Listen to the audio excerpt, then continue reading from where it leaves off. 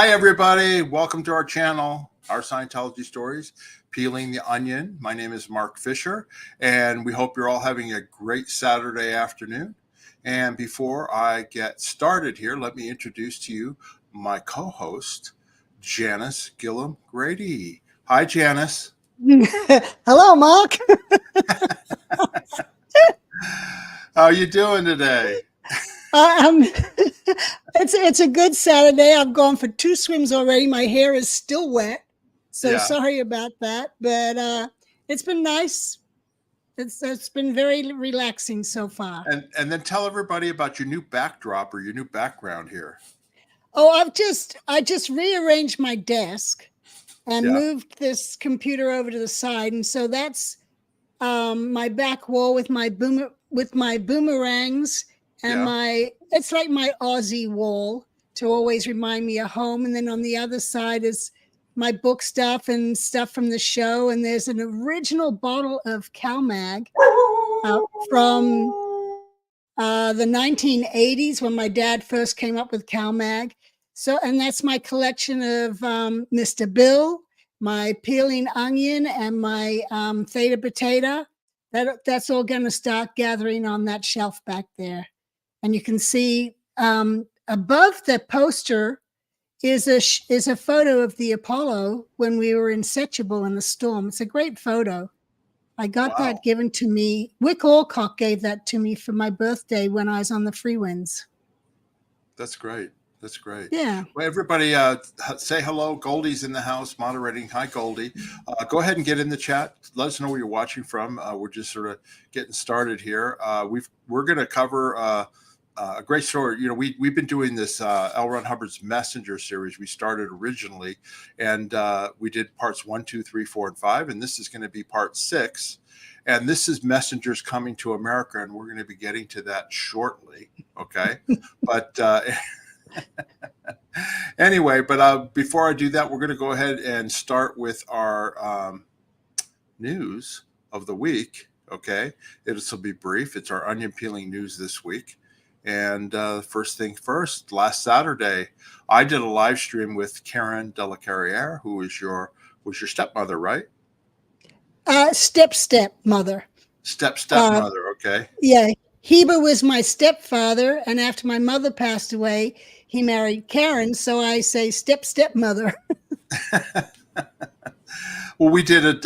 It was actually a really good show on Scientology's treatment of, family members after they leave Scientology, when they have somebody that's still in Scientology who died. They don't even bother to inform them. They didn't do that to Karen, and the same thing with me and my family when my sister died. So, it was actually a good video. We pointed out the hypocrisy of how, Scientology is here to communicate. That's one of their main datums, and they just don't even bother doing it.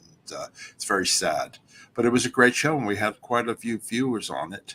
So anyway, so that was on last Saturday, and then we did this one on Wednesday, right? Wednesday, yes. Yeah, Wednesday we did an interview with Sterling Tompkins, and he was born into Scientology with your friend Biddy Tompkins, who later became Biddy Miscavige.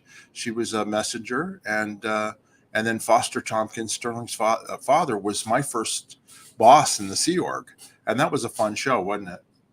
Oh yeah, that was a great show, and I'm putting together a whole slideshow on Foster.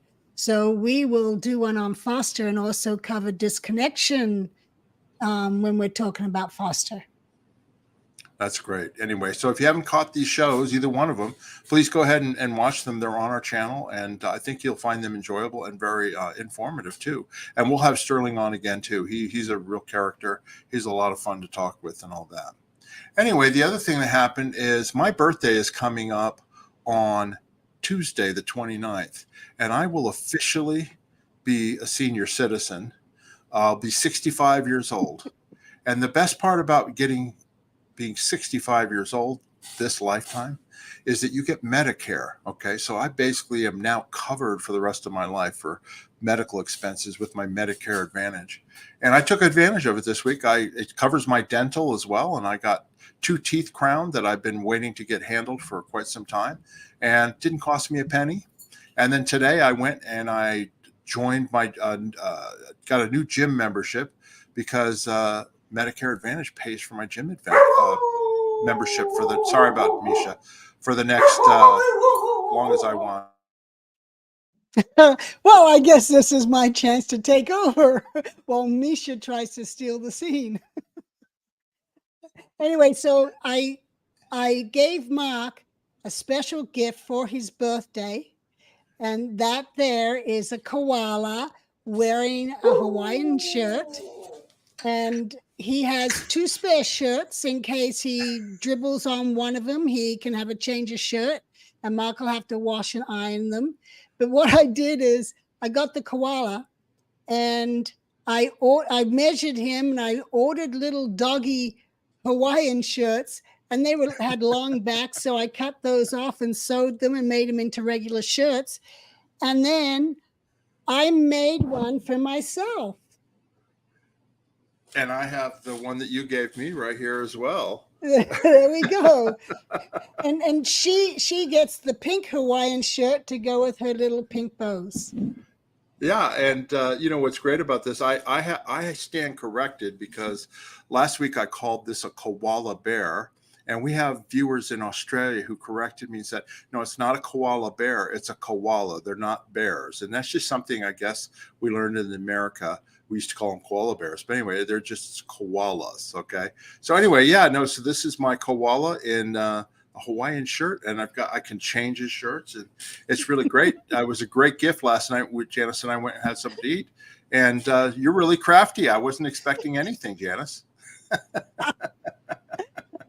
Well, I had to pull out the sewing machine and do it. So happy birthday for Tuesday. Thank you very much. Yeah, my birthday will be on Tuesday, and I'll post some other stuff on that then at that time. But anyway, thank you very much, Janis, for that. The other thing, so that leads us into, hold on. Our channel merchandise is coming this week. I've been designing this merchandise, and it'll be coming out later this week. And we're going to give you a little bit of a preview of some of the items that we've designed. But that's our koala bear, our koala. Very good. Our koala in a Hawaiian shirt that was designed by one of our viewers using artificial intelligence, and it says "Good day, mate." Okay. And so we've got that, but this is some of the stuff. This is a preview of some of the items that we're going to use, that we're going to put on our site. We've got coffee mugs. We've got different designs. That's our Scientology stories peeling the onion logo, right? And then on the right is a mouse pad, Janis, and that's based on something that you like to say, right? Yes, I like to say rock slam that like. So it says rock slam those lights. It's a mouse pad that we've got designed that you'll be able to get if you like. Then I did a couple of t-shirts here. This is a rock slammer t-shirt. Okay. We decided that we're going to own the term rock slammer. Okay. In Scientology, if you rock slam, that means you have some kind of evil purpose or evil intention. And a lot of times it will send you to the rehabilitation project force. Right. So I thought, well, let's own that term, since Janis wants to rock slam those likes. So I made a rock slammer t-shirt. Right. And you can get it in various colors. Right. And it's got the Rock Slammer logo. And then on the sleeve, it's got our Scientology stories peeling the onion logo on the sleeve. Okay.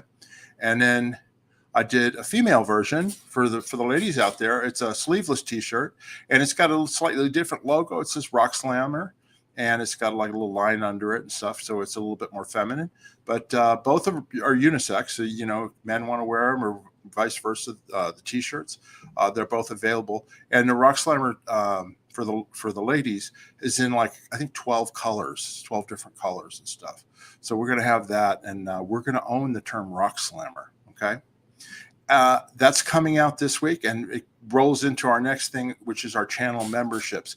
We're really grateful for the people that have joined our channel as channel members, right? And I'm going to go over the fact we've got 3 levels again, which is our peeling supporters is our basic level. And then we've got peeling professional and peeling master. And they're voluntary. It's a monthly membership and it cancel at any time. And the way that you join is you just click on the join button on our channel. But the reason I brought up the channel merchandise is that if you're a peeling professional, you get 5% discount automatically on any merchandise on our site. And a peeling master gets 10% discount. That's perks that you guys get for those membership levels. Along with peeling masters, get a signed copy of Janis's book. And we also start doing we do one-on-ones monthly, a live chat with our peeling masters. And Janis, we've done 5 or 6 of those already, right? Yeah, I missed out on one of them because I was in San Jose, but yeah, we did several over the last few days, and they were fun, very fun. Yeah. Yeah, absolutely. And yeah, it's great. It's a great way for us to learn about you as a member of our channel.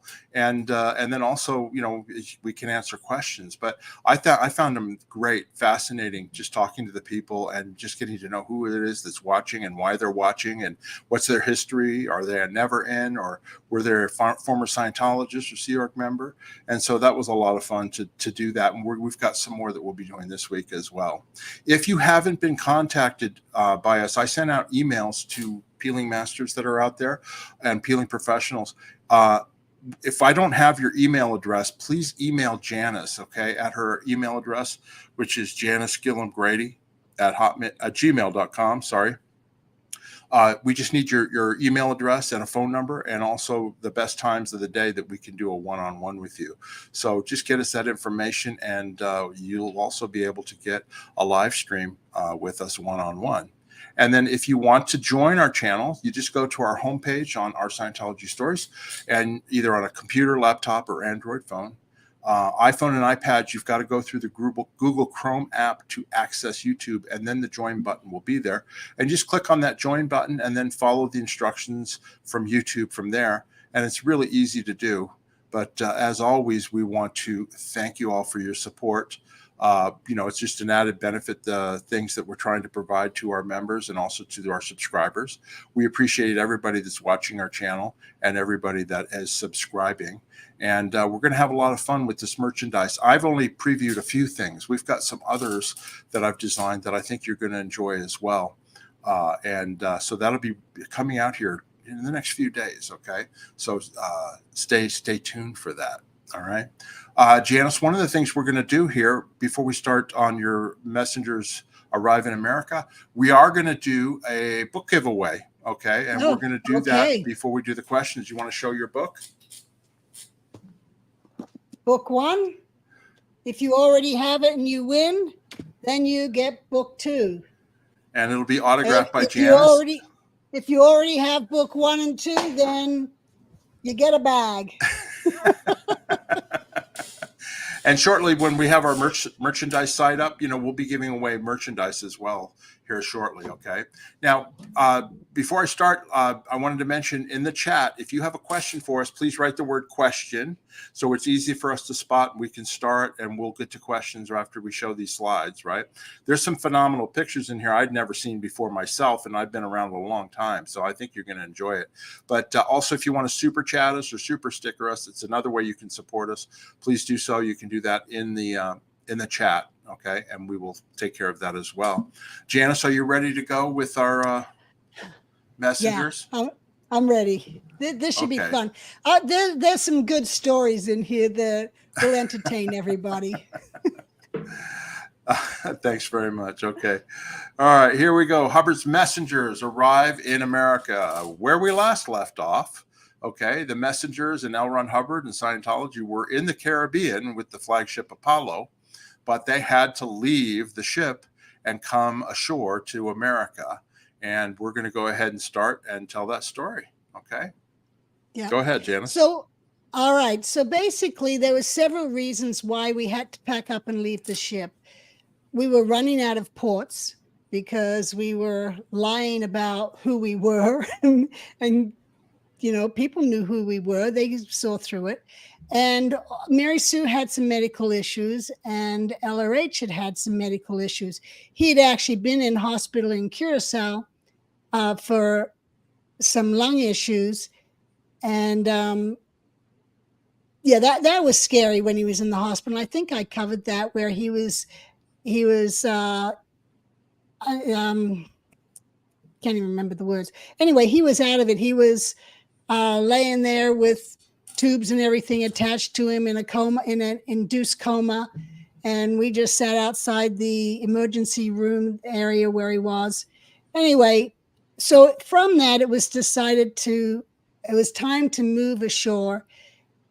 And Hubbard wanted to let Mary Sue have a real life with a house and that type of thing, and not just, a teeny little office and a cabin.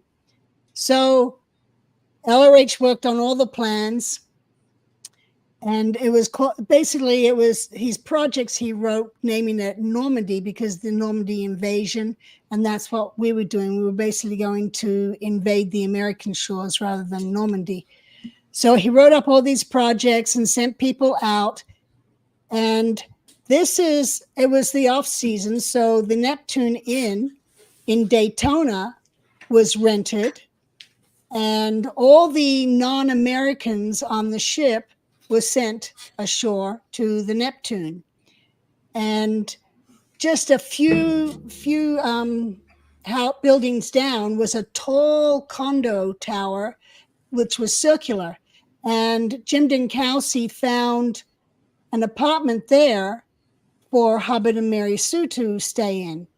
And so the Messengers stayed here. We stayed on the second floor of this is in Daytona Beach, lower right? building. This is the Neptune Inn at the Daytona Beach in Florida. And then so Hubbard was living in the condo towers, and no one was supposed to know he was there. Nobody at the Neptune Inn. And he would come down and get in his car. He'd just gone and bought some cars, and that's a different story. But he would then drive around the block and come in from the other direction so that people wouldn't always see him coming in from the condos. The people aren't stupid. They can see, and they all kind of knew where he was coming from. But anyway, when they first arrived, I wasn't there. I was on mission at the Advanced Organization Los Angeles with John Eastman. And when we came back, I thought we were going back to the ship. And we got to New York and we were told, no, you need to go down to Daytona. And so we end up down in Daytona. Yes, Mark? Yeah. When was this? I mean, what year? What this was, this was September, October 1975. Okay. So anyway, so I arrived while I'm gone on the mission. So they're there for a few days before I arrive. LRH with his PR, Laurel Watson, and my sister, Terry, go car shopping. And he buys several different cars, one for him, one for Mary Sue, and Tony Dunleavy gets one, and he pays cash for all these cars. And the cars are registered to somebody else's name, so it wasn't in his name. Plus, he didn't have a U.S. driver's license. He had an international driver's license, which how he kept renewing it, I don't know. The GEO handled that. So he gets in the car, and Laurel's in there and Terry's in there, and they're driving off, and they're going to go to Big and Tall Men's Store. They drive up onto the freeway. Hubbard's driving, and he's going the wrong direction. No. Terry and Laurel driving on the left. He's driving on the wrong side of the road. Yeah. Well, no, he's going towards the traffic that's coming off the freeway. He's going towards it. And they're like freaking out, kind of, sir, we've got to turn around. We're going the wrong way. and I don't think, well, when he came to New York in 73 with Jim Dinkowski and Paul Preston, he didn't drive. They just, walked everywhere, or Paul Preston did the driving. So he probably hadn't driven in the U.S. since before St. Hill in the 50s. So here he was anyway. So they're freaking out because they're going the wrong direction. He's never wrong. So he probably said, all those other drivers are going the wrong way, not me. Right. And then they go to get gas, and he pulls up, and they're sitting there and waiting, and then it's like, what? It's self-serve? What happened to the full service? Because back in the 50s, there was full service at the gas stations. Well, they had it in the early 70s too. Well, this was 75, and the Yeah, gas yeah. station did not have full service. It was self-service. So my sister says he gets out of the car swearing, those bastards, and has to pump his own gas. And then they go to Big and Tall, and Laurel has to come to the rescue on the clothes because he is just picking out, the American look back in those days of the checkered pants that the golfers wore. And Yeah. well, that's the type of clothing he was picking. And so Laurel's kind of, no, why don't we get this one? And, she's trying to change the style, because on the ship, he wore more of a uniform type of, Right. white shirt, a blue shirt, that type of thing. So here he's now trying to change his style and blend in. So anyway, that's just one story of car shopping and with the car.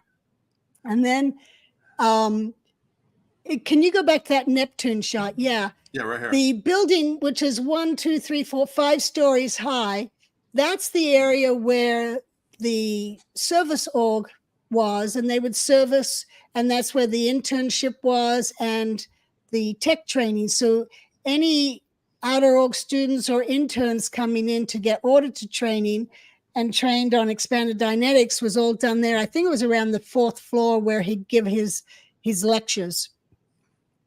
Anyway, also, one day. Well, yeah. I'm sorry, I didn't mean to interrupt, but also, didn't you guys as crew, in order to maintain good public relations, didn't you have to spend time on the beach every day?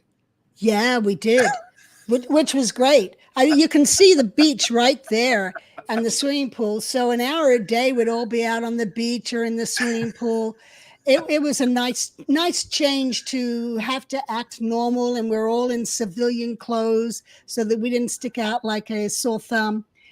But so anyway, over to the condo on the left side of this picture. I'm with Hubbard, and we're up on the 10th floor, and he's going to come down and come over and do a lecture. So he grabs the things he needed, and I grab some of his stuff, and we go into the elevator, and we're coming down, and he realizes he forgot his sunglasses. So we both look at the elevator buttons. Now, note, I grew up on a ship. I wasn't into pushing elevator buttons and all that kind of stuff. When I'd gone to New York, there was an elevator operator. So I never really looked at that panel. And he obviously hadn't been in an elevator for decades either. So he decides, okay, how do we stop this thing? And he looks and he goes, oh, stop. And he pushes the stop button, and this alarm goes off. And I'm like, oh my God. Because here we are trying to be undercover, no one know that we're in America. And now this alarm is going off, and it's like, oh, Maton is going to come or what? So we're now trying to figure out how to stop the alarm. And we finally figure that out and pull the button out. And we go all the way down the garage, and we'd already worked out when we get down there, I'll go back up, get the sunglasses. He'll get the car and meet me out by where the garage is. Anyway, it was just so funny with the thought of security and people finding us in this elevator with the buzzer going. But that was just another funny story. That is funny. So I go to the next location? Yeah, you can go to the next one. So with the overflow, as we started expanding with all these, FCCIs, public people coming in for auditing, and for the outer org students coming in for auditor training, we ended up also renting from the Sea Dip Hotel. And the staff that was for crew members, and those who stayed there called it the Sheep Dip Motel because it was so run down. And we had little vans that would go back and forth between the Neptune and the Sea Dip. Did you take the Sea Dip Sorry, The go Sea ahead. Dip is still there. In February this year, Cheryl DeChef and I went to Daytona on our 7-week road trip, and we drove down and we saw the Sea Dip. I don't think I saw the Neptune, and I couldn't find the condo tower, but we saw the Sea Dip and, went up and down different familiar areas. Yeah. Now, how much of the buildings did you take over? Like, did you rent out the whole place, or did you just take a number of rooms, or do you remember? Yeah, the Neptune, we took the whole thing. Okay. And the Sea Dip, it was just as needed rooms were taken. Okay. Ready for Yeah. the next one? And at the Neptune, because we had kids that were under 16 on the ship with us, when we came to America, they had to be in school. So Rich Cohen, who had been a high school teacher in New York, was assigned as the teacher and set up a classroom at the Neptune where, like, Shelley Miscavige went and Mark Yeager went and Julie Catano, your ex-wife. Right. They all went to school at the Neptune in one of the rooms that was set up as a classroom. Okay. You ready for the next picture? Yes. All right. Having grown up on a ship, we did not have TV. Moving into the Neptune, we had TV. So we would all kind of go in and hang out together and watch these different TV shows. And you hadn't seen probably a TV since when you were in England, right? Because on the ship they didn't have television or anything, right?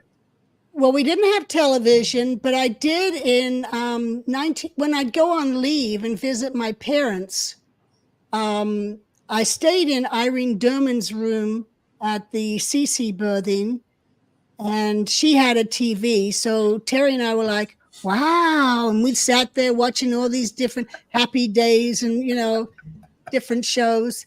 And then when we go to our dad's, he had a TV. So it was interesting because, even in England, we didn't have a TV. If I watched the TV in England, it was at St. Hill with the Hubbard children in their dining room. So you guys are watching TV like in America, finding out what's on and what's cool and all that stuff, right? Yeah, it was a whole new, when I was a kid in Australia, I watched, Warner Brothers Bugs Bunny. Yeah. Okay. Next one. So, yeah. So this would have been Terry's 21st birthday. The galley made a cake for her. And in this picture, I'll start from left over to right. Left is Lisa Catano. That's Julie Catano, Julie Fisher, your ex-wife's sister, older sister. And then in the pink sweater is Lois Jory, now Lois Riesdorf. Mm-hmm. And then in the middle is my sister. And next to her is Annie Tidman, Annie Broker. She's stuffing her face with cake. Yeah. Yeah. And standing there with the head cut off is that's Tanya Burden. Okay. Yeah. And then the next one here, hold on. I remember right here. Okay. Sorry. Yeah, so this is the same group of girls, just another photo of that. And they've probably got the TV going. Yeah. Okay. Okay. And someone's asking if Lisa's any relation to Kirsten Catano. Kirsten Catano. Lisa's brother was married to her. Yeah. Is that right, Mark? Kevin Catano was married to her. She was not a Catano. She got married to Kevin Catano. They're no longer married. And that was Lisa and Julie's brother. Anyway. Right. Okay, and this is a picture of CB, Clarice Barnett, which is Shelley Miscavige's older sister, and her best friend at the time, Dee Dee, or Diana Riesdorf. Yeah, CB's on the left, and Dee Dee's on the right. Yeah, and CB came to the ship in 1970 when she was probably about 13, 14, and Dee Dee came when she was probably around that same age. And just to move forward, Dee Dee eventually became the commanding officer of the Commodores Messenger organization, and she was wasn't she the first Watchdog Committee chairman years later? Yes. Yeah, she was. Yeah, and she was in charge, and she was one of the people that Miscavige took out later on. But anyway, this is her in her younger days, as a messenger in Daytona. Yep. Next. You Yep. tell me next, picture. okay, and then I'll go. Okay. Okay, sorry about that. All right, so this was LRH used to go and take walks on the beach and so forth, and he was also starting to get into doing photo shoots again for promo to promote the services at the Neptune, and when we moved, then for when we moved to the Fort Harrison. So in this picture is the redhead in the back is Alan Voss. We called him Vossi. And then that's Tony Dunleavy in the suit jacket, Hubbard in the whites, and Mike Rubio down below. Mike had been doing sets and was part of Unimed, which was the whole cine type of setup, the pre-gold. Unimed stand for Universal Media, and they called it Unimed for short, right? Yes. Okay. Okay, and this is in the condo. This is Hubbard in the condo up on the 10th floor with, he's on the left, and Paulette Cohen is on the right. Paulette was LRH's auditor at this time and would come over to the condo and give him sessions, which reminds me of a funny story in this condo. He looks inconspicuous. Sorry. I hit the sorry here. Hold on, it's right here. This is the one I was trying to click. Definitely subtle and inconspicuous there, Ron. Yeah, in the whites, in that whites. Yeah. Well, no, this one right here. Just yeah. But anyway, a funny story. Laurel was the PR, and so she was with him a lot too, and messengers were always there. But he wanted to take her in session, and she was like, no, she didn't want a session. She was fine. He insisted on taking her in session. Anyway, so he sets up his e-meter, and just a regular card table and with 2 chairs on either side of it. It was nothing fancy or anything.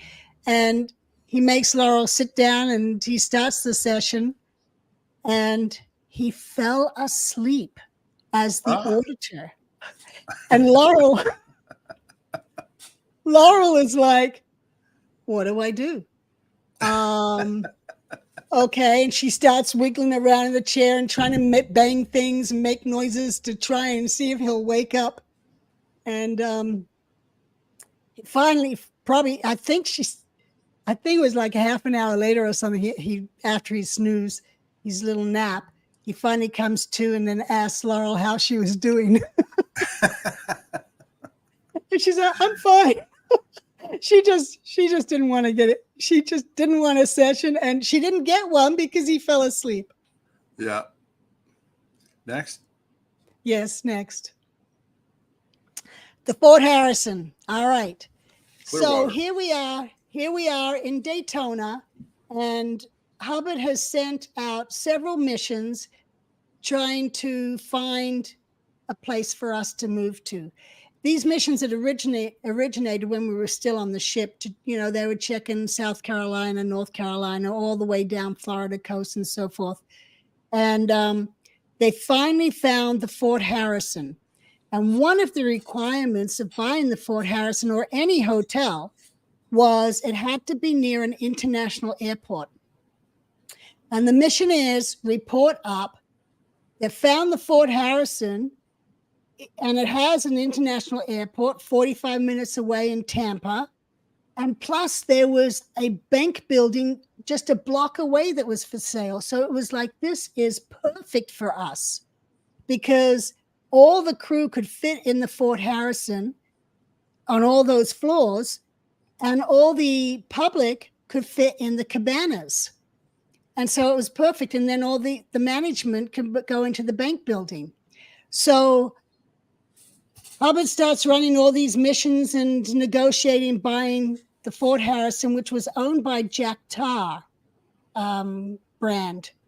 And Jack Tar was a well-known brand at that time, and some famous guests that they have were in the next picture: Mick Jagger, and next picture, Brian Jones and Keith Richards. And the Fort Harrison is where Oh, Keith the Rolling Richards Stones. of the Rolling Stones. The Rolling Stones.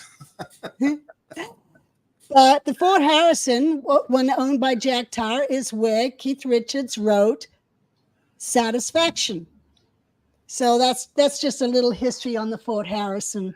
But Yeah, they're sitting out. They're sitting out by the cabanas in the swimming pool area.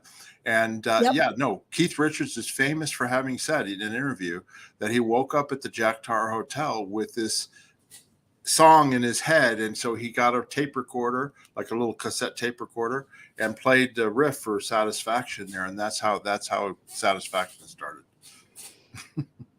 Right. Okay, so we end up buying the Fort Harrison, and we're in escrow, and we've now got to work on the takeover of the hotel. So myself, along with Hannah Eltringham, here's a picture of Hannah talking to my mother. But so Hannah Eltringham, and the next picture, David Mayo, who was the senior CS, and myself were sent by Hubbard on mission with him as our mission ops to Clearwater to do all the space planning for the Fort Harrison and the Clearwater building. And so we were there, and Mike Rinder was with us. He was there as the external communications officer. So we would write up our daily report to him, to Hubbard, and Mike would then put it in telex form and telex it over to Hubbard in Daytona. And then some other missionaries arrived. So there was a whole group of us now in Clearwater, staying in the Fort Harrison while it was still run by Jack Tar, going everywhere. And another mission doing inventory, and someone else working out getting the carpets cleaned. That actually was after we did the space planning. Is David Mayo still alive? No, he's not. He passed away several years ago. But when we did our briefing with Hubbard at the condo as our mission ops and did our clay demos and everything, and then he had Bert Rousseau, who was his chauffeur, drive the three of us to the Fort Harrison from Daytona. And then after our mission, we came back, and I go on watch after debriefing and everything. Hubbard says he's working out something. And he says to me, "How long did it take you guys to drive from Daytona to Clearwater?" And I'm like, "Oh, I think it was only like 2.5 hours or something." And he's like, "No, it couldn't be. It's much further away than that." And I said, "No, it didn't take us very long at all. I remember we left like at 11 o'clock, and we were there by, in the early hours." And he said, "Well, how fast was Bert going?" I said, "Well, I remember I was sleeping. I woke up and it said 90 miles an hour." Now, I was not a driver yet. I had no driver's license yet. I'd only driven with somebody supervising, trying to show me how to drive. So I'm not even thinking what 90 miles an hour is, or that it's against the law or anything. Oh, poor Bert. He got assigned liability for speeding because it was LRH's car taking us down there, and he was speeding. Anyway, Bert got in trouble, and I apologized to him many times for having done that, getting him in trouble. Are you ready for the next one? Yeah, I'm ready for the next one. Okay, I want to say to everybody who's watching, I was in Scientology. I got in 1976. I came to Clearwater, right? I knew the name of this location, but I never have seen this before. This is my first time seeing these photos as well. All right, so this is King Arthur's Court, KAC or UCE, because when we moved into Clearwater, we were moving in under the name of United Churches. So UCE was United Churches Extension. And because the Guardian's Office didn't want Hubbard living in the penthouse of the Fort Harrison as originally planned, until we had arrived and everything had settled down and no one was trying to figure out who we were and we were part of the community, then they would feel if when it was safe for Hubbard, he would then move into the penthouse of the Fort Harrison. So meanwhile, the plan was for him to live here at King Arthur's Court. These were brand new apartments, never been lived in. So we all move in here. And here's a funny story. We all have to now learn how to drive. So we're all studying, the driver's manual and practicing and working and getting our driver's license and so forth. So I finally got mine, and Quentin was still working on his and needed someone, Quentin Hubbard. He needed someone to work with him on his driving. I'm 19. I'm not a great driver yet. I just started learning to drive. Anyway, go back to the picture, please. See how the car parks of the garages are there? Well, I'm now going to have Quentin. We've been doing some driving. I'm going to have him pull into the little garage and stop. So we're driving in, and I'm like, okay, slow down. He puts his foot on the gas instead of the brake, and he hits that wall, and LRH's office is directly above, and the whole place, it's a flimsy place. The whole place is just shaking. Message runs, was there an earthquake? No.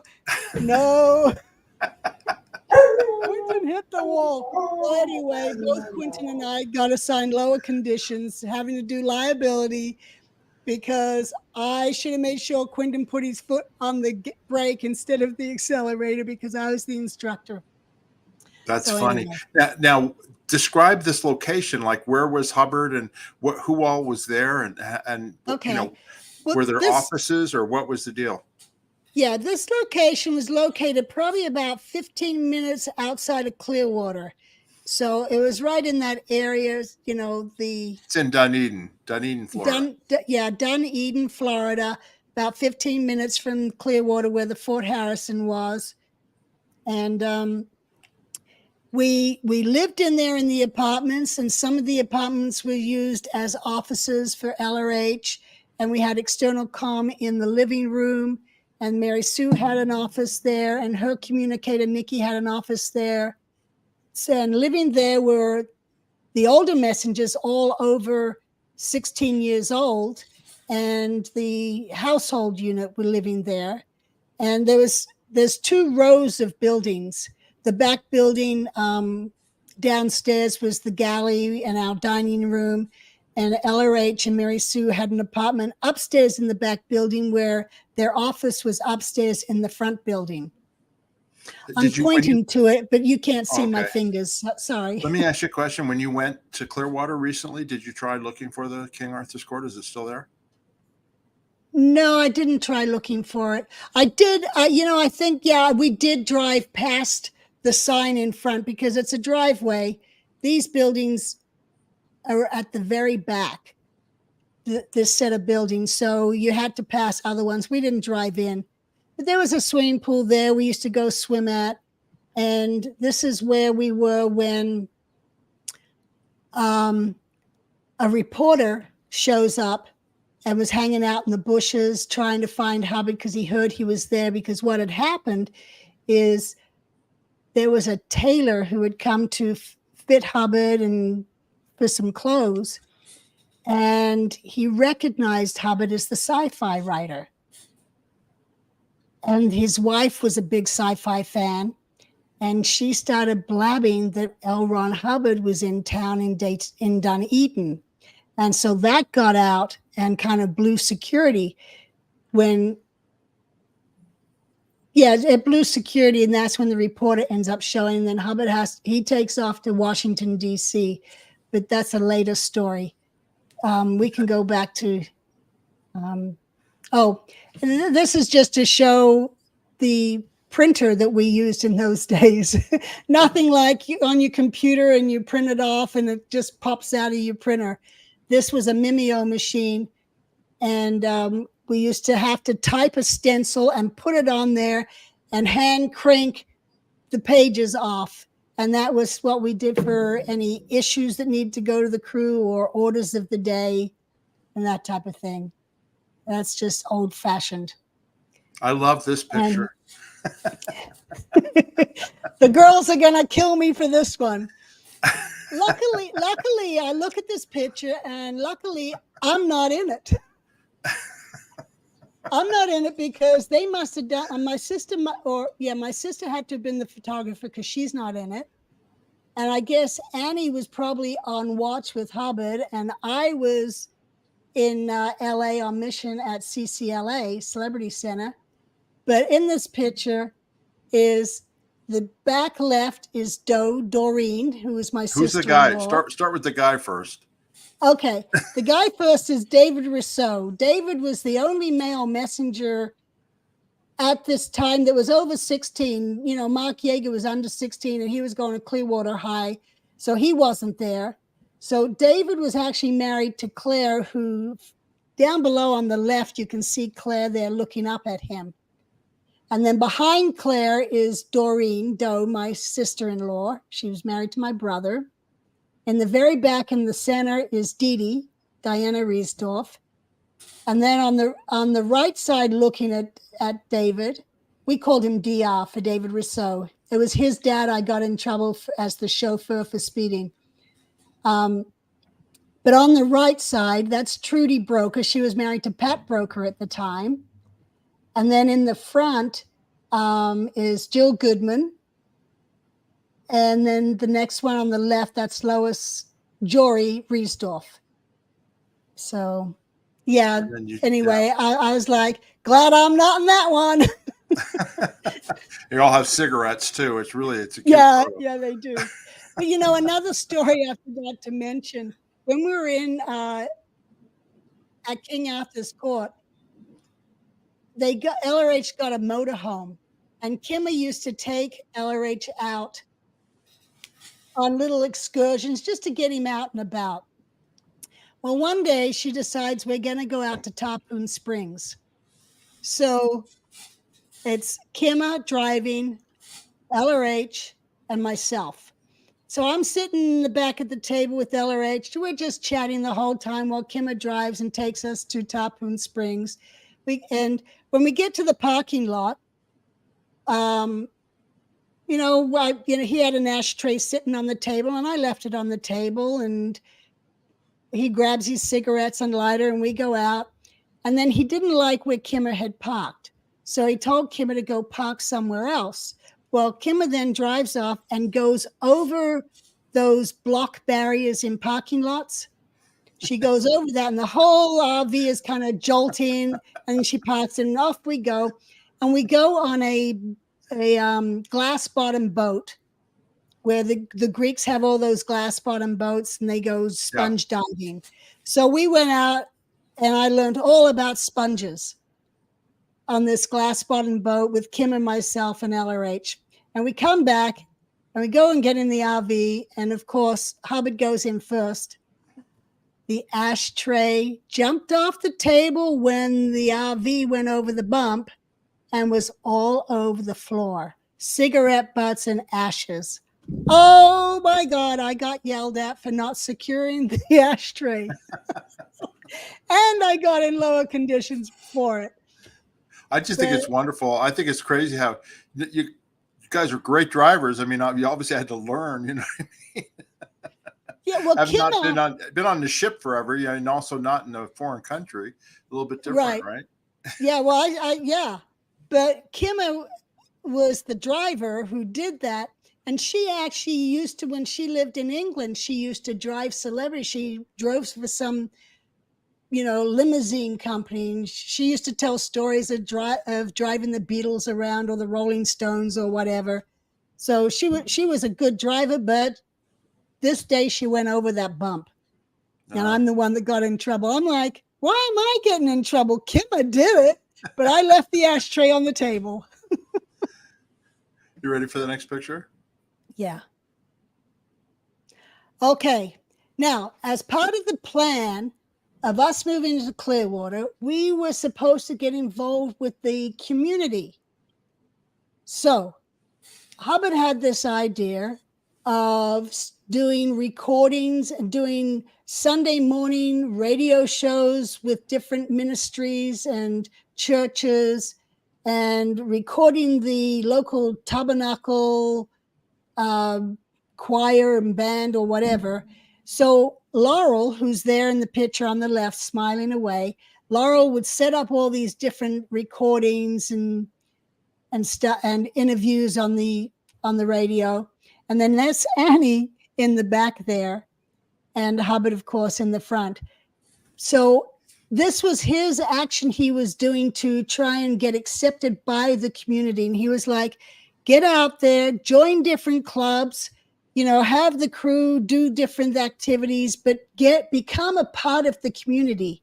But meanwhile, while he's out there doing this, little do we messengers know, and the staff, that the Guardian's office, under his direction to Mary Sue, is backstabbing every city councilman in town and going after the mayor.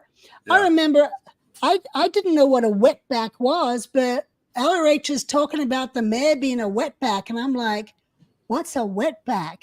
And he says, that's a Mexican who swam across the Rio Grande. And I'm like, how does he find out that the mayor swam across the Rio Grande? I mean, duh, I'm not stupid. Yeah. I just arrived in America. I'd lived on a ship. I didn't even know what the Rio Grande was. But anyway, so he's trying to get into the community, and the GO is planting people in the Clearwater Sun and doing all sorts of weaseling and conniving. The local newspaper. Yeah. So that was basically undoing what he was trying to do personally. You can go to the next one. And then here he is. He's bottom left. He is here recording one of the church bands, and he's got a whole bunch of crew. There he is on the mix board. To the left, far left, is Annie. Next to her is Dee Dee with her head down, and then David Rousseau, DR, sitting in front of the mix board. But here he is doing the recordings, and he comes in as if he's this experienced sound engineer, and he's yelling and embarrassing everyone as he's yelling at Dan Albach, who was like a master at sound recording.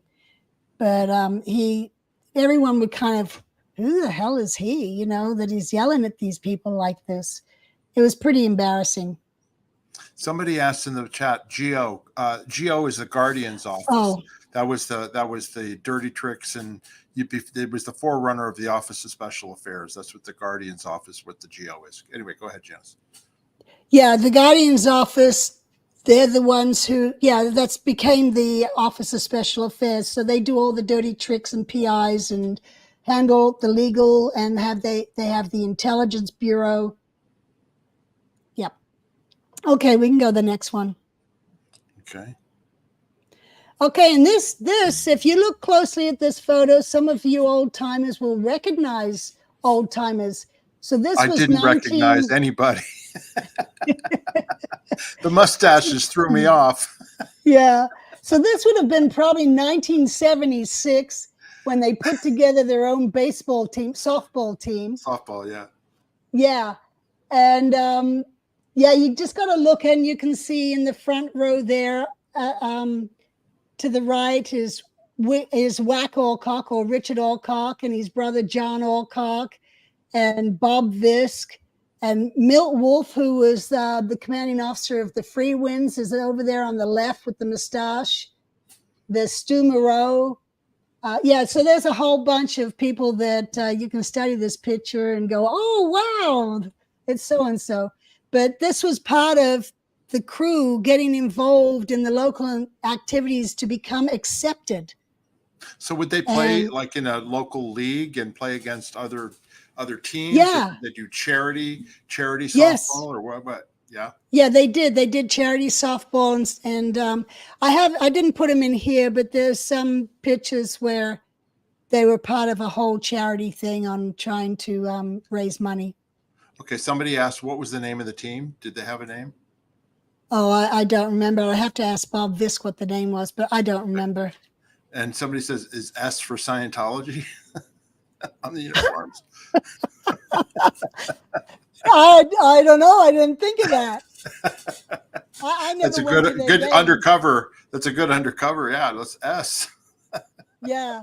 No, I don't know. I never went to their games. Personally, I'm not a softball, baseball fan. Okay. So I didn't follow it. All right. So while we were in Clearwater, Hubbard never, that I know of, never went to the Fort Harrison. He always wanted to, but he never actually went there. And when he took off to DC, he had Terry and Doreen doing the photographs for the promo that was to be sent out, or finishing off different things that he didn't get done when we were doing the photo shoots on the ship. So here we are with the girls wearing the lovely white messenger uniform from the Caribbean with their knee highs and platforms, which we hated, except we could definitely get some sun on our legs. Somebody's asking, is that on the roof of the Fort Harrison garage? Yes, that's on the 4th floor of the garage. And there's Doreen down in the grass down by the swimming pool of the Fort Harrison. And there they are again, taking photos, Terry and Doreen.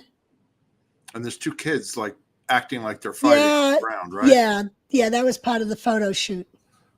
So they'd stand still like they're punching each other while they took still photographs, right? Yes. Okay, Yeah. great. Sorry. Okay. Yeah, and there's Terry standing up there to take a photo, and the photo crew all around her. That again is on the 4th floor of the Fort Harrison. There she is carrying the camera. And you know, when LRH took off to DC, he used to write us, and we would write him, and he then sent money for us to get a sewing machine. I'd forgotten about this. So we got a sewing machine, and then while he was gone, he instructed us all to make messenger shoot uniforms. So we went out and we got fabric and cut them, and we made it. We made our own shoot uniforms. However, he never came back to Clearwater because he went from DC and then he went out to LA. And that'll be the next series after this. But yeah, we made our own messenger shoot uniforms. And then while all this was going on, poor little Shelly Miscavige, was not 16 yet. She was going to Clearwater High. Her and Mark Yeager and Julie, as I'd mentioned Julie earlier. Catano. Yeah. Yeah. So that's here's her Shelly. yearbook picture. Yes. And someone posted a picture of a wrong person on Facebook of Mark Yeager. And I couldn't find it, but I did find the correct picture, and I posted it on Facebook, but I couldn't find it in time for this slideshow. So sorry about that. Okay, so Mark that was Yeager part of had hair keeping. when he went to high school. Yeah. Yeah, and you know, I was going to say this was part of them keeping in public relations in the community, was that it was legally a requirement that you had to go to school in Florida until you were 16 years of age. Right. So they used to have to get up in the early hours. It was still dark outside, go out front and catch the school bus, go to school. And then when school got out, they would come back, get their homework done, and then they'd go over and work in external comm, or, go chase up different programs, because they still had part-time jobs they had to do when they weren't in school.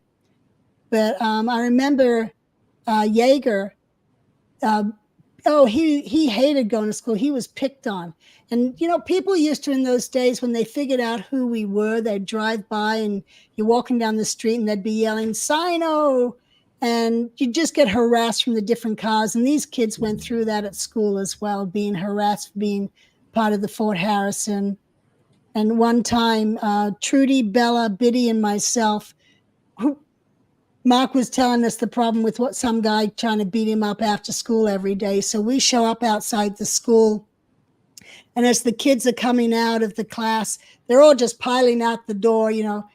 I never went to high school, like, you know, but we see Jaeger and this kid's coming over to start picking on him. So all four of us girls jump out of the car and go running up to him and start hugging him. Oh, Mark, we couldn't wait till you get out of school. And we walking over. Did you did something like this? Did you do something like this?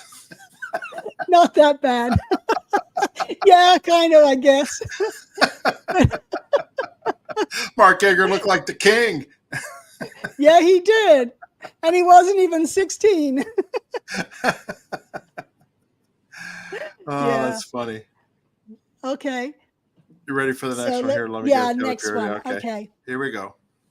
All right. So with us now settled down in Clearwater, my mother gets a whole bunch of people together, and she's going to bring them to the Fort Harrison to flag, because it's going to be LRH's birthday, March 13.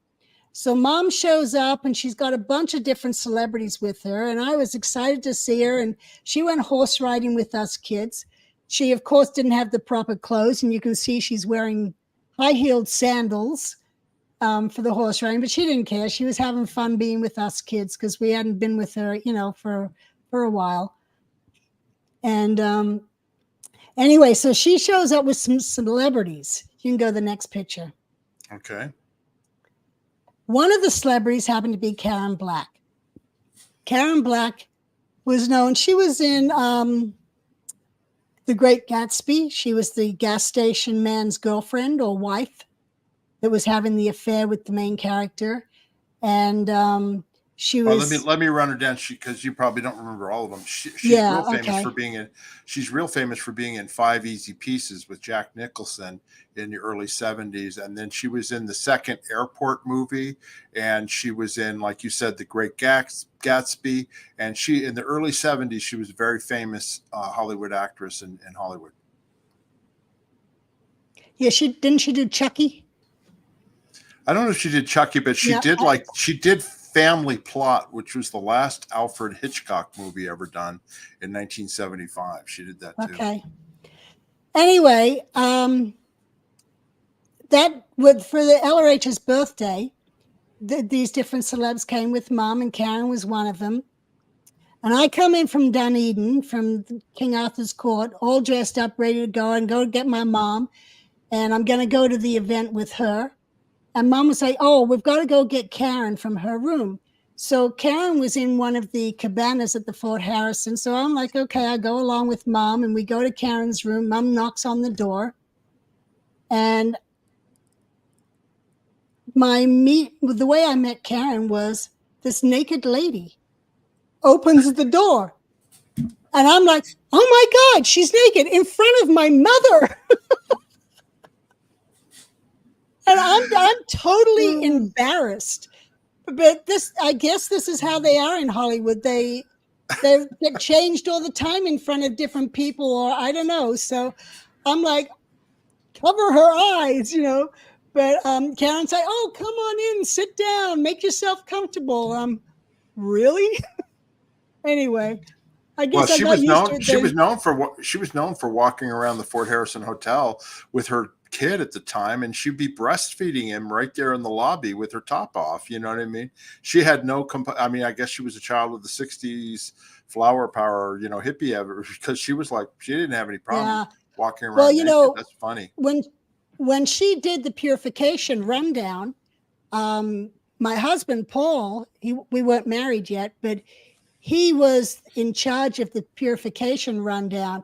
And he actually had to tell her to stop breastfeeding her son, because he was like 4 or 5 years old. And he's like, no, you need to stop if you're going to do the purification. But she was doing it to keep her breasts larger for her movies, I guess. So yeah. Anyway, she's no longer with us. She died of cancer several years ago. Yeah, she did. I mean, she was a wonderful lady. Oh, yeah. I mean, despite walking around naked in front of my mother, she was a wonderful lady. And she actually, when Paul and I got married, she let us use her backyard. And our whole wedding was in her backyard, and we got full run of her house and everything. Very, very generous lady. Yeah. But I just Uh, had to tell that story because I was so embarrassed about Not a it. problem. Okay. Next picture. And then this is just to finish the story at the March 13 event. This is Suzette Hubbard. She is the second youngest child of L. Ron Hubbard. And with him having gone off to Washington, D.C., Suzette did the birthday cake and did a little speech. And standing behind her is Rick Merwin, who was the Commodore staff number 7 at that time. And he was just, I guess, just kind of helping Suzette make sure she was okay. So, yeah, she did a great job pulling off the birthday event. Okay. And here, that's my brother and Doreen. When we moved to Clearwater, though I didn't know how to drive yet, my dad, he had this Mustang, 64 Mustang, and he had my brother come pick it up from Phoenix on his leave and drive it back to Clearwater so that my sister, brother, and I all had a car, and the 3 of us just shared the car. So it was nice that he did that for us. Yeah. And then there's the cabanas in the back there of the Fort Harrison. And in Right. this picture is my sister Terry with John Alcock and his son Sean Alcock. And with the baby boom, with us moving ashore, all these people were having babies. We did the show with Sterling. He was one of the babies that, was around this age group and so forth.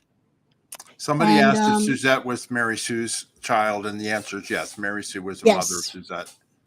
Yes. Mary Sue had 4 children. Diana was the oldest, then Quentin, and then Suzette, and then Arthur. 2 girls and 2 boys. Anyway, so here, this is Annie. You can just see her cut off there, talking to baby Michelle, the dad there, Chuck Adams, and my sister holding her. But yeah, this was our first time we got to be around babies. Being on the ship, we weren't around babies. So we took advantage of, holding on to the little ones. And there's Tanya on the left, Tanya Burden, Annie, my sister holding Michelle, and Chuck, the father. And that's me with Sean Alcock. And that was 1977. Yep. And that's the end of the slides for the Coming to America for the Messengers in Clearwater, right? Yeah. But, I do want to mention, I'll tell you, coming off a ship, having lived on a ship for 8 years, and then coming to America, it was such a new experience. As AA Ron says, what do I know? I grew up in a cult. And that's exactly what it was. You go into the Lemon Tree restaurant and you could pull a handle and milk came out, and it was cold milk. Yeah, I remember that. Yeah, it was a new thing to us, but it was all these different things, that Americans would take for granted, and but not us. I mean, and it's like when we're doing the space plan, television. Oh yeah, we'd go watch Paul Hogan. He had his own show at that time, so I'd watch Paul Hogan. He was the Aussie comedian, Crocodile Dundee. But yeah, it was great. Yeah, watching TV and just different things. Yeah. Okay, great. Well, that's our Messengers Part 6. Of course, we have more to go in the future here. But before we go to the questions, we're going to do a book giveaway. So if you are interested in winning an autographed copy of Janis's book, get in the chat right now and say, book me or me or whatever. And, we're going to give it a few minutes here so people can get in there. And then we will randomly select somebody, to receive a book. And if you happen to be the winner, all you're going to want to do is you're going to want to email Janis at janisgillhamgrady@gmail.com and send your contact information, mailing address, and also if you want anything written in the book for Janis to autograph. And that's what the winner is going to have to do. So what we're going to do here is they're getting in the chat right now. So what, Janis, if you will do a countdown from 5, then I will just randomly click on one of these and we will get somebody with a book. Okay. 5, 4, 3, 2, 1. Ruth W. Book me. Congratulations, Ruth. You have won an autographed copy of Janis's book, Commodores Messenger. You want to show it to him, Janis? Here, I'll show it right here. Right here. Yeah, I got it somewhere here. Hold on. Book 1. There it is. There. There it is. There it is. Commodores Messenger, Book 1, A Childhood Drift in Scientology Sea Organization. Okay. And that's Janis in her famous flood pants walking next to L. Ron Hubbard, the Commodore, at the age of 12 or 13 years old. So anyway, we want to congratulate you, Ruth, on winning the book. And we also appreciate everybody who had played in our giveaway in the chat. Okay. And we are going to start going to questions and answers. So if you've got a question, please write the word question in the, in the chat, write question, then write your question so we can spot it. And then also, if you want to super chat us, super sticker us, we appreciate that as well. And I'm going to go ahead and start right now with Clearwater Chad in the house. Hey, Clearwater Chad, thank you for the super sticker. And he says, I love your shirt, Mark. Well, thank you very much. You know what I mean? It's not quite the same as my koala shirt, but it's close. And I didn't call him a koala bear. He's a koala. Anyway, thank you so much for that, Clearwater Chad. And let's see what else we got here. All right. We also have a new member to our channel. Thank you, Going Postal 0826 is now a member of our channel. They joined on the Join tab, and we want to welcome you as a new member. And congratulations for joining our channel, and we appreciate you being there. We've also got a super chat here from Bison 5360. Do Scientology people get Medicare since they do not pay into the system? That's an excellent question, Bison 5360. The answer is, I think they just get the minimum amount. You know, I know that there's a lot of Sea Org members who have left that have gone on Medicare and also Social Security. Well, Medicare, I think they do get. Social Security is what they get the minimum on because they haven't paid into the system, right? But I know some people and they've got very little money. But I'm in Social Security. I've been out now for 33 years, so it pays. If you're watching OSA or Scientology, staff members, leave now, because the sooner you do it, the better your retirement's going to be. Because a lot of, we were hearing horror stories, right, Janis, about them taking people's Social Security. Yes, and some Medicare, because they've got some set up with old folk homes, and Mark and Claire Headley actually did a show on that several weeks ago. They'd done an investigation and found a bunch of old folk homes that were not in great shape, and money coming in for some of them, which was being taken by the caregivers. But these would be Sea Org members that we're talking about, Scientologists who have regular jobs and, and paid into the system, having worked for companies and so forth. That would not be part of what we're referring to. It's those who are in the Sea Org who and I think got Medicare, very little pay. Right. Yeah, they got very little pay. Medicare is the medical insurance, and I think that you still get it. I mean, people who are homeless and never get it, I guess I think they get it, but I'm not an expert on that. Yeah, I don't know.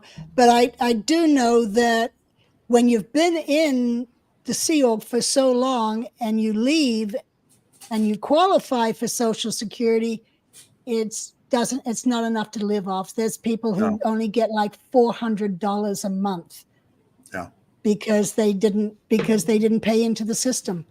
They didn't make enough money. That's right. Thank you for that question, Bison, and thank you for the super chat. All right, we've got here's a comment from Love Food Kitchen. Hey, Love Food Kitchen. Is Mark really apologizing for Misha? Sorry, Mofo and Janny, but Misha is clearly the star of this channel. She should be courage, not discouraged to speak. Thank you very much about that. Misha is my dog, for anybody who doesn't know, who she likes to defend the house from all those Scientology PIs that may be outside. But anyway, thanks a lot. That's a funny question. All right, and then we've got another comment. This is from Tip45. Oh, I love it. My little granddaughter needs a G'day mate. So I guess she's liking the merchandise in terms of the G'day well, mate. and also I showed the logo with the G'day mate and all that. Yeah, yeah. Bison 5360 says, Janis, I like your boomerangs. Oh, thank you. And then we got a question from Vernon Salvatierra. Question, did L. Ron Hubbard receive his Social Security pension? Did he retire before he died? You know what? I don't know the answer to that, but I would take a guess and say yes, because he wouldn't pass up an opportunity like that, no matter how big or small it was. And I do know for a fact he used to get his veterans disability check that came in every month. Thank you, Vernon. Appreciate that question. Moon Edge Daydream, who's a member of our channel, thank you very much for the question. How amazing did it feel to be there compared to the ship? Not my dog, that's not Misha. Hot running water, light, dry land. You know what? It was fantastic. It was so great. We had big rooms. And big beds. When we first moved in there, we didn't even fill the Fort Harrison or, King Arthur's Court. But yeah, it was so nice to have some space and be able to just walk out the front door and not just be confined to the dock, or, people spoke English. So it was very nice. 8 years living in a small cabin, like maybe 6 by 6. Yeah. And also, we had hot water on the ship, but it was different. And we had a swimming pool. We didn't have to swim over the side where dirty water came over. There was a swimming pool. And then also you could go shopping. You could go to the store, right? Yeah, we'd go to the mall. A mall? What's a mall? Thank you for that question. Moonage just got a second question here. Continued. Surely it would have alerted the authority. Oh, sorry. I missed the first part of it, which is right here. Sorry about that. Question. How did Hubbard manage through customs immigration? Sure, it would have alerted the authorities. Janis? When he came ashore from the Apollo. Yeah. He had his passport. Those days were not computerized like today. So, you couldn't. He came in through Miami and they just look at it and stamp it and off he went. His name wasn't that, that immigration officer didn't know his name. And he went through with Kimmer and they just kind of went on each side of him to make so that one went through, then he went through. Good, he's now through. Then the next one came through. And yeah, so that's how he got through. It was not computerized like today. Okay, thanks so much for that question, and thanks for your membership to our channel.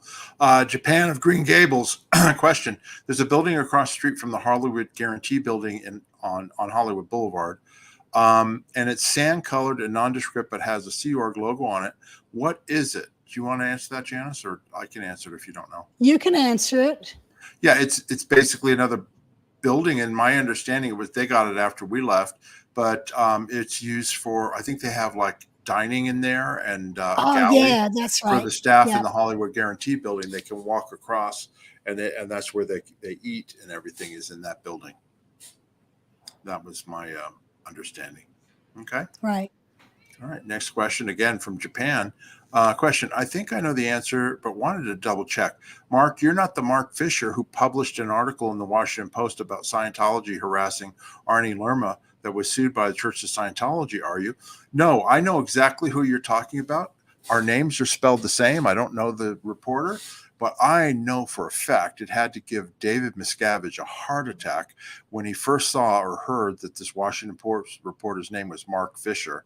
And was it the Mark Fisher that worked for him. Okay.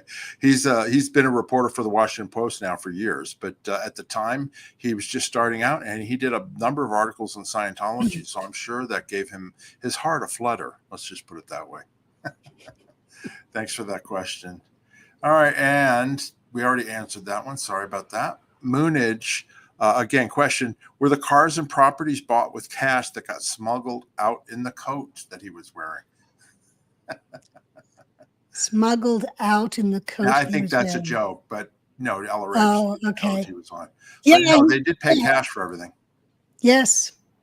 Yep. Even the Fort Harrison was cash. And the Clearwater building, the bank building, that was cash. Yeah. Yeah. Next question, again, Japan. Mark, I looked online recently, given above, and from what I could tell, King Arthur's Court is still there. Yeah. That is good to know.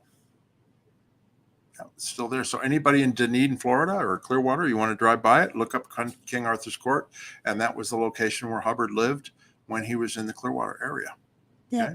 I'll tell a story one time when I was driving that Mustang from the Fort Harrison back to King Arthur's Court. And I didn't realize I had the parking brake on. And, I'm a new driver. Anyway, I'm driving and I'm like, why is it guzzling gas so badly?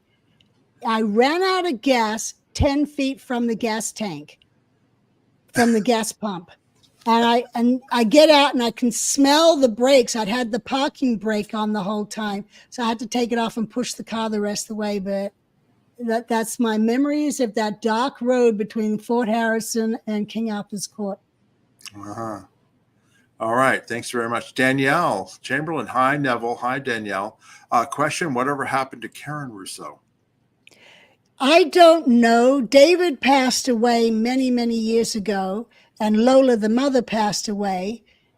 And Karen had been offloaded out of the Sea Org while I was in there. But then about a year or so before I left, I had run into her in PAC, and she was trying to route back into the Sea Org. So I don't know if she got back in or not. Okay. Thank you very much, Danielle, for that question. All right. Next question here is Sam Slade. Question for Janis. How many hours a day did you see Hubbard writing? Was he upset if he was ever disturbed while writing? How many hours? Well, it varied on the days, but there'd be times that he could write for hours, and there'd be times that he'd, just write a one-pager or a few-pager. In those days, we didn't have computers or anything. He had a yellow onion skin paper, very thin, with carbon paper on top and and then regular white paper, all legal size. And he wrote with different colored pens, and he would, once he'd finished a page, he'd pull out the carbon paper, flip it over, and then put the carbon to the next set, because he wrote on a stack. The messengers would sort the yellow carbon sheet copy and the white copy. We'd sort it like that so he didn't have to do it himself. But usually when he was writing, we would just kind of stand at his desk on the opposite side across from him and wait until he was done. Because, there were times he could get mad if you broke his train of thought. And he had many stacks of papers in his right-hand desk drawer of incomplete writings. So we'd try not to disturb him because, you could get yelled at for disturbing him. So we'd just wait until he'd finish his thought, and then he'd look up, and then we would give him the message run answer.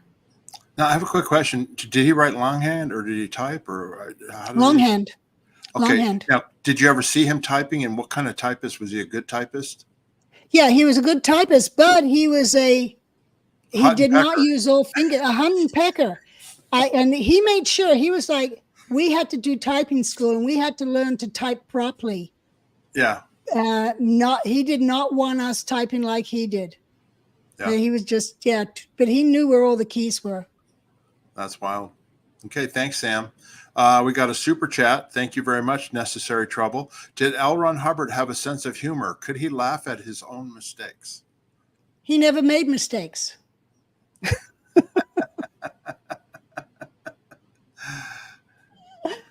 Did he have a sense of humor? He did have a sense of humor, but well, we were laughing over him pushing the stop button in the elevator and the buzzer going off.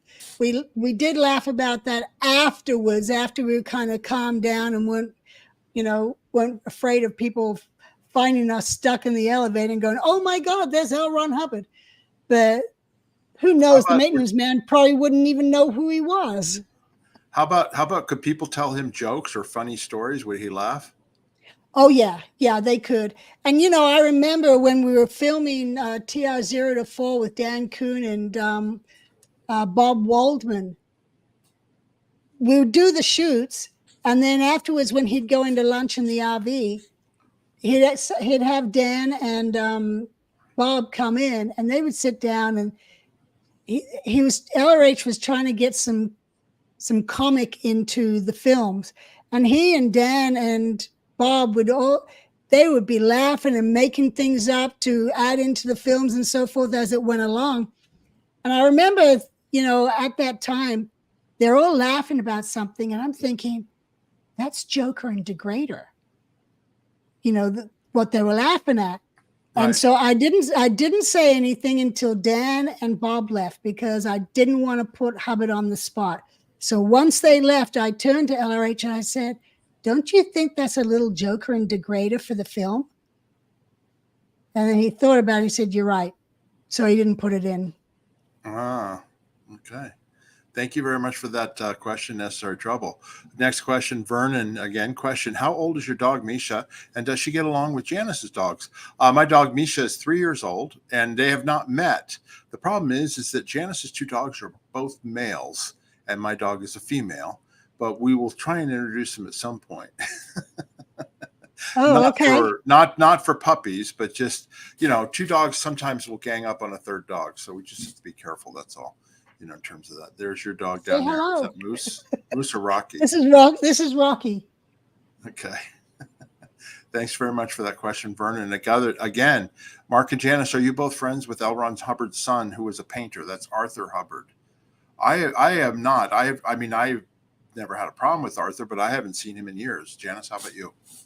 I grew up with Arthur, and I have not talked to him since he left the Sea Org, which was before me. Yeah. Okay. Next question is from Caris Frida. Question: where can we send flowers and greeting cards to Heber Gents? That is a nursing home. That he's in a nursing home. Do we know? No, we do not know what nursing home he is in. Yeah, I have tried to find out, but that's a major job trying to find out of over 200 nursing homes. I know the area, but I haven't had any success in trying to find him. Okay, thank you for that question. Next question from Walter Denny. Question, Janis: did you develop sea legs to the point that when you were on land, you walked funny? I developed sea legs that after sailing across the Atlantic for 9 days, when we landed in Bermuda and docked, I felt seasick because I was so used to the motion all the time. And here we were suddenly stopped. I was like, whoa, I was feeling queasy. Okay. Thank you so much. All right. And then that was the last question, but I saw a comment clarifying. This was on the coat question. Moonage Daydream says, I meant the coat that the woman had cash sewn into the lining and got arrested in the scheme to get her out. Was it that cash, a similarly smuggled cash? No. I even carried cash from Los Angeles to Lisbon in my coat. Well, that's how they would get cash into the country. Yeah. They would have it, but if you were on mission or somebody traveling, they would just give you the cash up to the limit that you could, right? Because they didn't want it confiscated.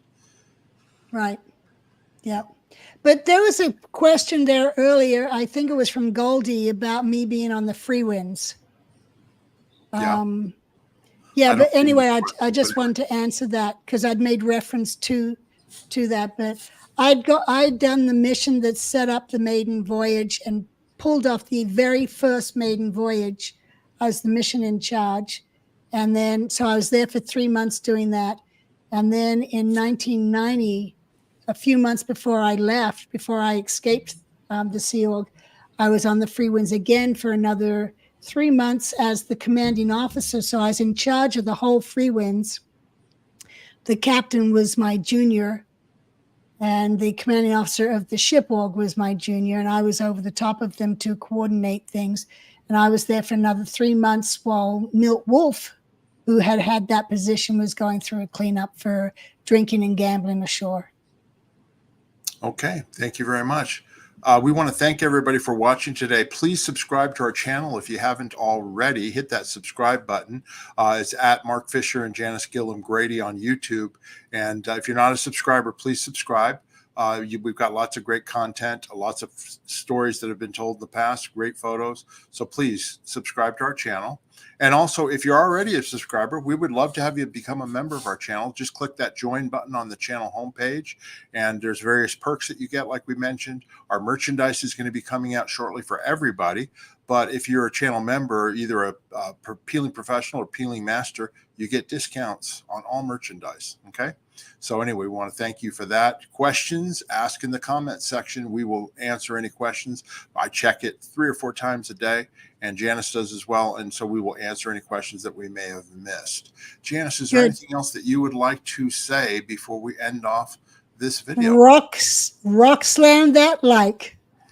Thank you very much for listening. Okay, great. Yeah, and we do appreciate everybody here that is watching, and we hope to see you again soon. I'm just trying to get this off. And until the next video, bye-bye, everybody. Bye.